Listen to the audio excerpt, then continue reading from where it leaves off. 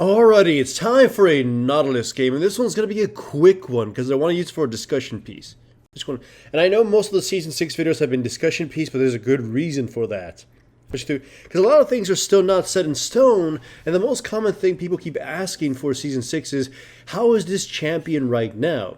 So I think more people are interested in kind of just talking about the champion's conditions in the new season rather than, a game in general. As far as Nautilus goes, he's always been this dark horse of the jungle ever since he's, lost his element from Season 2. And there's a very good reason for that. Actually, let me talk about this gang first. I normally would go to red just to secure it from a Lee Sin, but I figured he might kick my ass. Bottom lane was just so pushed forward, it became such an easy kill, especially with Thresh. And we get ourselves an easy Braum kill. Now, because Lee Sin is top lane, you're going to see him show up in the mini-map at top lane. I check him out, and he doesn't even have his red buff. So I just get the bright idea of going in and invading Lee Sin and seeing if I can take it before he arrives. So he get a Lee Sin lost his red buff to a Nautilus. Hooray. Anyways, runes and masteries. Attack speed red, armor yellow, magic resistance blues with some cooldown reduction blues mixed in there, and movement speed quints. Masteries, and in this game they were 10, 0, 18, but ideally you'd probably want in 5, 5, 18. Anyhow, Nautilus' position in the jungle has been irregular ever since he's been nerfed down, or at least the game around him has evolved. And the thing is, he would make sense in every meta and in almost every pretty much every meta, and no matter how fast or slow. But the problem is, every meta presents an issue with him that's kind of not his fault. In a fast meta, he's good because he's got a lot of crowd control. He's got a lot of just power within his kit. He's really good at skirmishes, which is a thing that happens in the faster metas.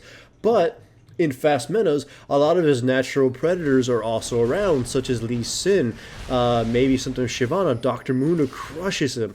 Olaf as well, we'll see his face come around a little bit sometimes. And pretty much fast junglers. Like, if I see a Xin Zhao, I will cower in fear because Nautilus just can't do much to him. Making it slow, but Xin Zhao is really good at sticking on Nautilus and murdering me.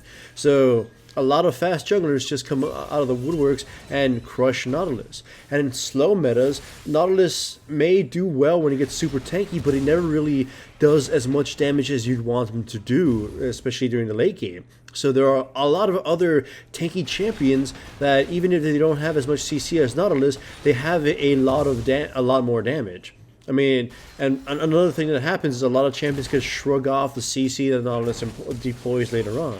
Like, his hook isn't effective. His ultimate can be easily played around now because everybody's got a lot of resources and general tankiness and whatnot. So it's just kind of a problem with him in that he's never gonna be the safest pick no matter what. And that's just kind of a shame. Let me rephrase that. In different metas, his weaknesses are different, but they're very realistic, and it's usually having to do with risk. In a fast meta, a lot of champions could just counter him and smash him. In a slow meta, he could find himself not doing enough damage and just kind of be, wet noodle fighting. He kind of excels during mid-phase metas, but those aren't usually the most common. Most metas are rather quick and rather late, or if they go to mid-game, those sometimes just drag on to late game anyways. So he just kind of doesn't find himself in the right spots. Of course, it's the general weakness that he kind of is rather gimped in the jungle by the fact that he's kind of relying heavily on his W until his E starts maxing out, which was a really good buff to him and helped him out tremendously. But it's just his general inability to deal reliable damage, because a lot of his damage gets mitigated pretty much just by moving out of the way or hitting him harder than he hits you.